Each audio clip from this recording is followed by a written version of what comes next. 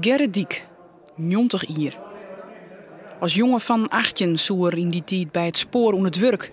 Hij wie een opleiding en kwam samen met zijn maat in Assen.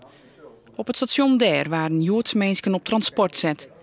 Genien die het toen nog wist, wen uit daar.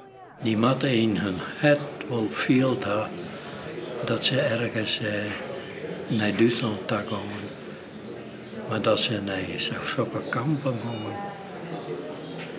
dat hadden ze echt nooit tocht. Ze hadden tocht dat ze daar misschien aan het werk zetten worden.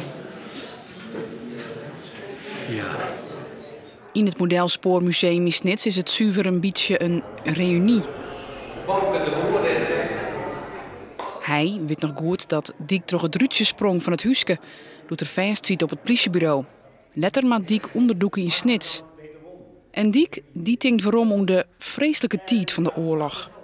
En hij is in 1944, 18 november, uit wraak deesketten, omdat er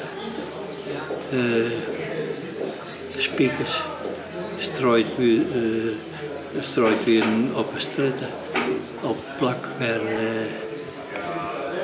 de Duitse auto's langskwamen. Waarom naar de briefjes? Vol hoop. Hoop op een goeie aanrin om de verloofde wet te zien.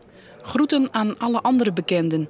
Massaal waren ze uit de trein smieten om daarna voortendagelijks door de SS'ers opprikt en voortgooid te worden. En toen hebben wij bewijzen. Zo slim best op onze manier om tussen die SS'ers terug te rennen en dan stiekem die Joodse mensen te wasgooien, dat ze daar net uitwerpen moesten, maar op het rangeerstation Onnen. Want daar wienen geen Duitsers.